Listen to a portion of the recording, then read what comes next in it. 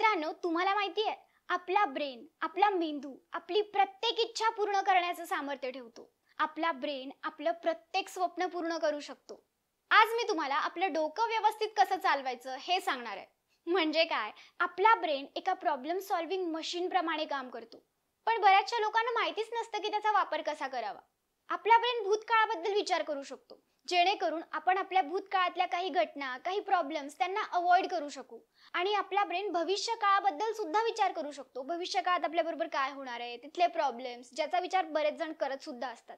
पण तो विचार आपण फक्त करत असतो, पण तो विचार करून येणारे प्रॉब्लेम्स कसे सॉल्व्ह करायचे, त्यांच्यापासून कसं दूर जायचं, या सगळ्या गोष्टींवर आपण आज चर्चा करणार आहोत. आणि आज मी तुम्हाला आपल्या ब्रेनचा वापर करण्याच्या 3 स्टेप्स सांगणार आहे. आणि या व्हिडिओमध्ये मी तुम्हाला हेही सांगणार आहे की क्रिएटिव्हिटी कशी काम करते आणि तुम्ही कशा प्रकारे एक क्रिएटिव्ह व्यक्ती बनू शकता. चला तर मग सुरू करूया.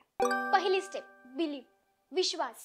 बघा, जोपर्यंत आपण एखाद्या गोष्टीवर विश्वास ठेवत नाही ना, तोपर्यंत आपण ती गोष्ट करायची सुरुवातच करू शकत नाही. समजा तुम्हाला एखादी गोष्ट करायची आहे, तुम्हाला एखादा बिझनेस सुरू करायचा आहे आणि तुम्ही असा विचार करताय की मी करूच शकत नाही, माझ्याने होणारच नाही, माझ्याकडे तर हेच नाहीये, माझ्याकडे तर तेच नाहीये, माझ्याकडे एक्सपिरियन्सच नाहीये. म्हणजे तुम्ही स्वतःवर कुठेतरी डाऊट घेताय. आणि हा डाऊट जेव्हा येतो ना, तेव्हा आपण काही करू शकत नाही. फॉर एक्झाम्पल, अलेक्झांडरने जर असा विचार केला असता की मी असा डिव्हाइस नाही बनवू शकत ज्याच्याने मी माझ्यापासून खूप दूर असणाऱ्या व्यक्तीशी बोलू शकतो, जर त्याने असा विचार केला असता तर तो कधीच टेलिफोन बनवू शकला नसता. याच पद्धतीने बाकी गोष्टींचा विचार करा. जर तुम्ही सुद्धा असा विचार करून सोडून द्याल की मी फ्युचरमध्ये मला जे बनायचंय ते नाही बनवू शकत, मी मोठा बिझनेसमॅन नाही बनू शकत, तर तुम्ही नाही बनू शकणार. तुमच्या डोक्यात त्या रिलेटेड गोष्टी येणंच बंद होईल. तुमच्या डोक्यातले त्याबद्दलचे नवनवीन विचार नष्ट होतील.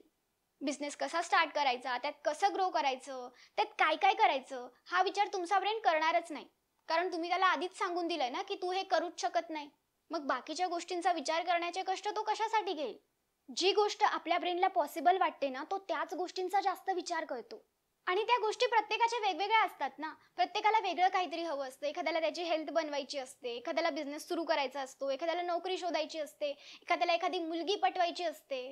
म्हणजे काय, तर तुम्हाला जे काही करायचंय ना, जे काही, तिथे तुम्ही असा विचार करा की मी ही गोष्ट करू शकतो.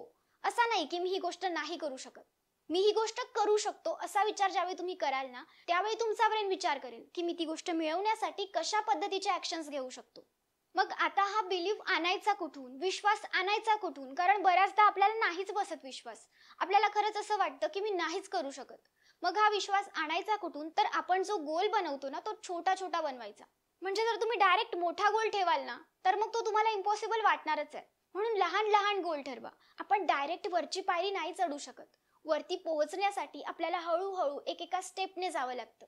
अगदी त्याचप्रमाणे आपल्याला इथे करायचंय. असे गोल बनवा जिथे तुम्ही 100% बिलीव्ह करू शकाल की मी ही गोष्ट करू शकतो. फॉर एक्झाम्पल, जेव्हा मी वेट गेन करत होती तेव्हा सुद्धा मी लहान लहान गोल पासून सुरुवात केलेली.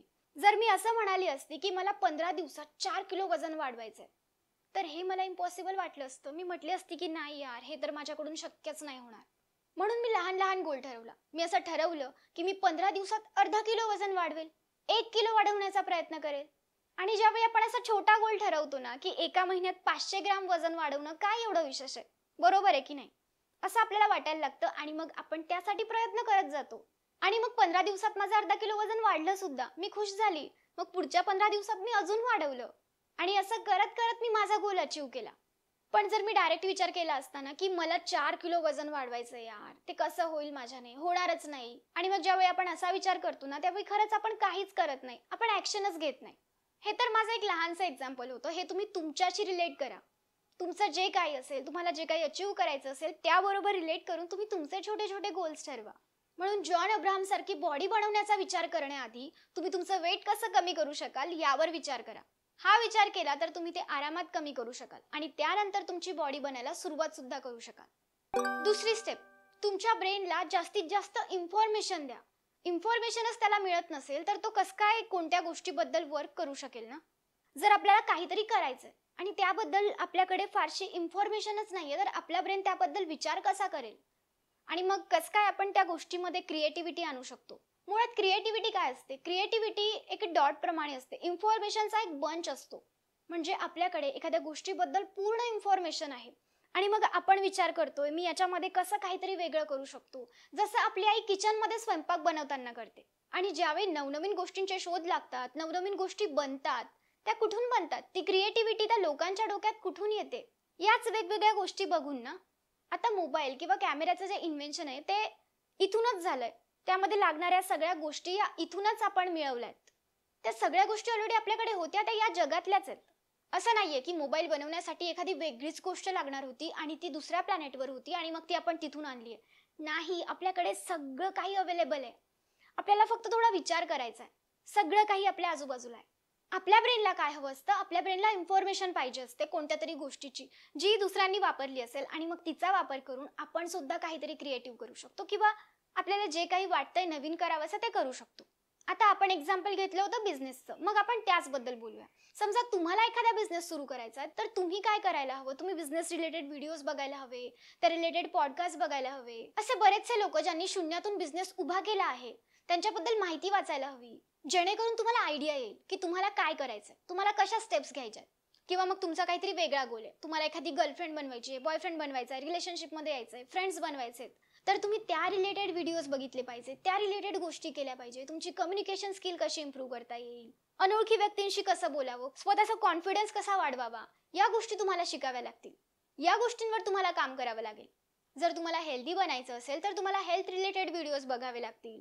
काय खाण्याचे काय बेनिफिट्स आहेत हे तुम्हाला समजून घ्यावं लागेल. बघा, जो काही तुमचा गोल असेल ना, महत्वाचं हे आहे की तुम्ही तुमच्या ब्रेनला त्या रिलेटेड इन्फॉर्मेशन द्यायची आहे. आता बघूया तिसरी स्टेप.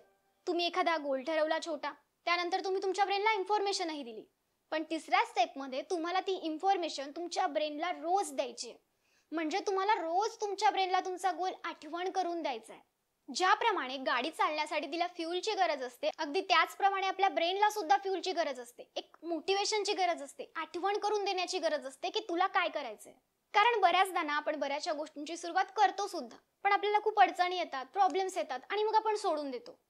म्हणून तुम्हाला तुमच्या ब्रेनला रोज आठवण सुद्धा करून द्यायची आहे की तुझा गोल काय आहे, आणि त्याचबरोबर तुम्हाला त्या रिलेटेड इन्फॉर्मेशन तुमच्या ब्रेनला रोज द्यायची आहे. म्हणजे रोज तुम्ही थोडे थोडे पावले उचलायचे, थोडा अभ्यास करायचा आहे. काय असतं ना, आपण आपल्या ब्रेनला ज्या प्रकारची इन्फॉर्मेशन देतो ना, तो त्याच प्रकारचे विचार करतो. आपल्यासाठी जर इम्पॉर्टंट स्टडी झाला तर आपला ब्रेन त्या रिलेटेड विचार करतो. जर आपण आपल्या ब्रेनला बिझनेसची इन्फॉर्मेशन दिली तर तो बिझनेस बद्दल विचार करतो. जर आपण आपल्या ब्रेनला फालतू विचार करण्याचा सिग्नल दिला तर तो फालतू विचार करतो. जर तुम्ही स्क्रोलिंग करण्याचे विचार केले, चुकीचे व्हिडिओज बघण्याचे विचार केले, तर ऑब्व्हियसली तुमचा ब्रेन तुम्हाला तेच करायला लावतो. आणि मग हेच होतं ना, जेव्हा आपण काहीतरी वेगळं बघण्यासाठी जातो, काहीतरी चांगलं करण्यासाठी आपण मोबाईल बघतो, अभ्यास असेल किंवा दुसरं काहीतरी असेल आणि आपण दुसरंच काहीतरी बघायला लागतो, स्क्रोल करायला लागतो, आपल्याला सुद्धा कळत नाही. तर या होत्या त्या 3 स्टेप्स, ज्या तुम्हाला काहीतरी नवीन करण्यासाठी, क्रिएटिव्ह करण्यासाठी नक्की मदत करतील.